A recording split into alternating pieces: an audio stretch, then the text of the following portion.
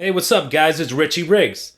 So, I've been seeing a lot going around about consoles lately: Xbox, PlayStation, PC. There's some things happening in the news that you may not be aware of.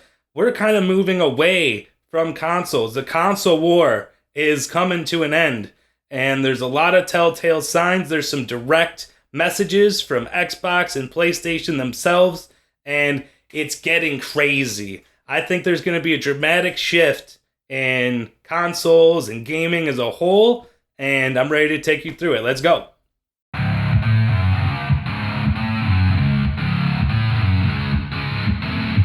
Hi, this is Richie Riggs, where I'll build your computer live and make sure you know exactly what's hot in technology.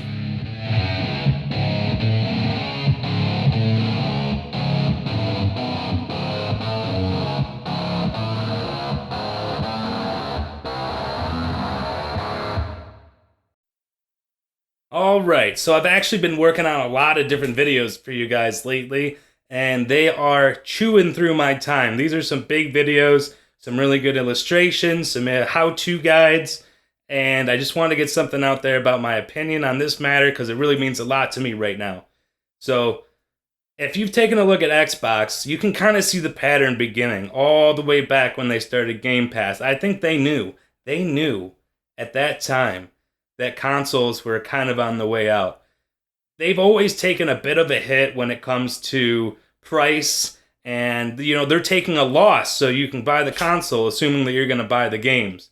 And you can kind of see as all the developers have started converging, there's maybe been some internal discussions or just some aftermath of this issue essentially boiling up, where all these developers are converging, and now the hardware itself, the consoles itself, doesn't have the power to push those titles, to push the sales of the console, especially when you've got PC gaming blowing up like the way it is, and all of the new titles, they're slowly kind of getting pushed to PC as the PC market grows and grows and grows. And it's getting easier than ever. I feel like console gamers, if they just sit around playing consoles for long enough, they're going to pick up on the PC ecosystem. I think that might be actually kind of where this is all stemming from, as people have been playing on their consoles and they just want something more. They're waiting a long time, or they're getting complacent, or they just want something interesting and different. And that's when the PC comes in. And it's a little more advanced for some people, but imagine our generation that growing up playing consoles for 10, 20 years, you're going to have time and probably run across people who are using PCs and gain that knowledge. You're smart enough now where you have the amount of money as well to take this endeavor and get a PC. And I think that might be the reason why so many people are getting PCs. But it's working doubly in our favor because there's so many games that are now coming from console to PC. So when you see that shift, now you know the developers are taking PC seriously. Writing code and porting games to PC isn't like how it used to be. So that's another factor that I think is kind of playing into this whole transformative process that we're seeing all around us. And you can even see when Microsoft comes out, they're coming out and admitting that their next console is probably going to be handheld. They want to get out of the console market. So to me, Xbox has already been dead. They've been dead for a while, simply because they even came out and said a while back that they don't care what you're playing on, they just want you to play their games. And that's good. I mean, that's kind of good for everyone.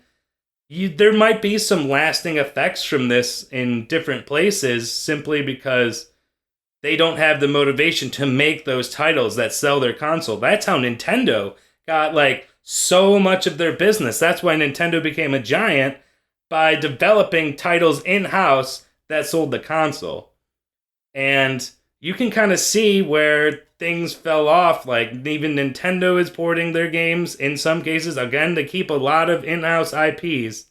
But there have been a few titles that have made it off. And so if even Nintendo's doing it, yeah, I mean, it's just a matter of time before we start seeing cross-compatibility across everything, because they'll essentially they're all just computers on the inside. Now, there's some great reasons for why They want to keep a closed ecosystem. Xbox and PlayStation with their network services will allow a consistent and cheater-free playing ground for the most part. There obviously have been people who can get around that, but in general, it's a lot more difficult to cheat on a console, especially on these servers. Everything's locked down. That's probably your main reason why you're paying for the subscription to play online on those services. And that's also, I think, because it's really coming down to these latest controversies over Helldivers 2. You see that big stab from PlayStation to get everyone to link their PlayStation accounts. That's huge. And a lot of people didn't like that. And yeah, maybe it's for server reasons, or they're trying to maintain that one point that they have in their favor, which are these servers that basically eliminate the possibility for cheating because they're so locked down. But there's really no way to get around that on PC, so I don't know why that even matters. But that's my thought of why PlayStation wanted to get in on Helldivers with their account syncing so much.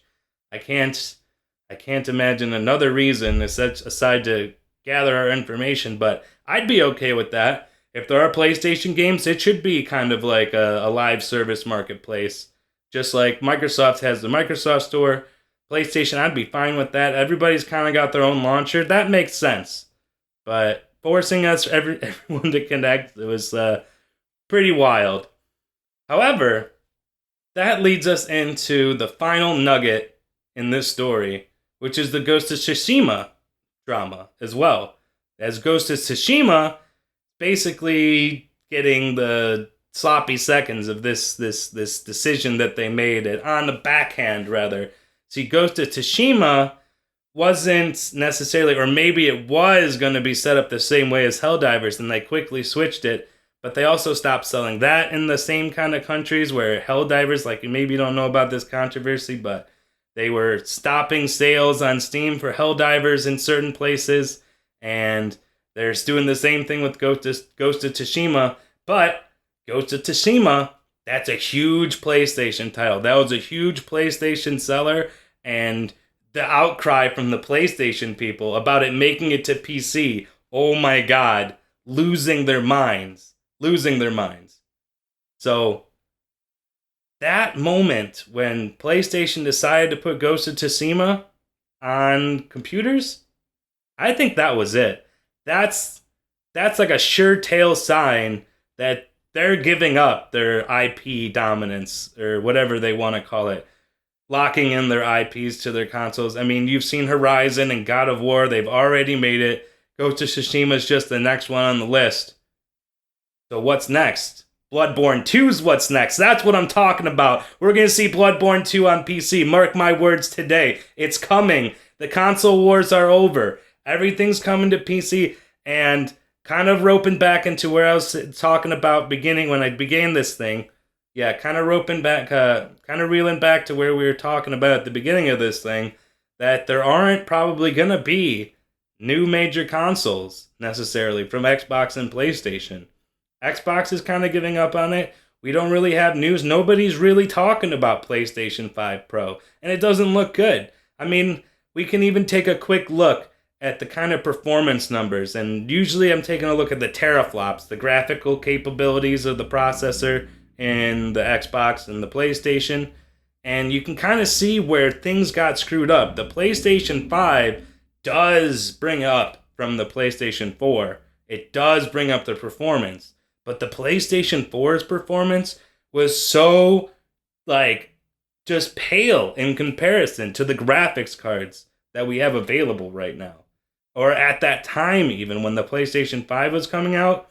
Because back in the day, when the Xbox 360 came out, you were not getting a computer anywhere near that performance at that price. It wasn't even close. But the PlayStation 5, those numbers are a lot closer, man. That's not an easy sell, especially if people know how to build computers. And in this time and place, compared to the PlayStation 4, there's a lot more people that know how to build computers. And they probably have the money to make the decision for themselves. Because if you built a computer for $600 right now, or $500 with some used parts or something like that, you'd already easily be creaming the PlayStation 5. So with all that performance, kind of that easy choice of buying the console to get the next gen performance a little bit ahead of time at a good price that everybody can afford, it's just not there. And the games are cheaper on the computer, and the PlayStation games are coming to the computer, and all the Xbox games are coming to the computer. That's why it's time to get yourself a PC.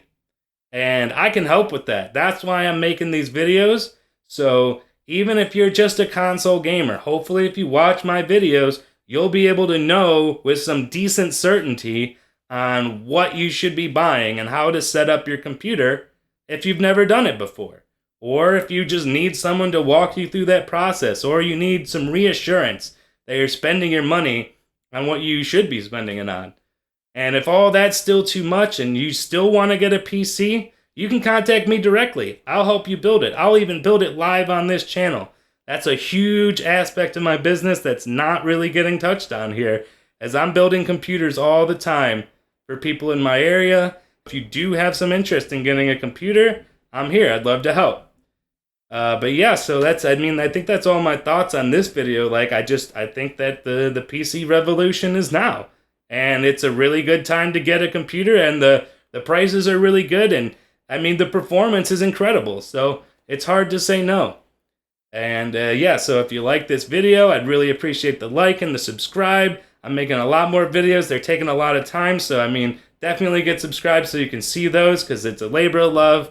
These videos are from me to you, and everything I make is really, really deep in my heart that I want to get out and share with you guys. So if that matters to you, or do you think the information's good, then, leave a comment and let me know what kind of videos you do enjoy me making, and if you agree with me, or if you have your own thoughts about what's going on with the consoles or anything else these days. And so that's it. Yep, thanks again.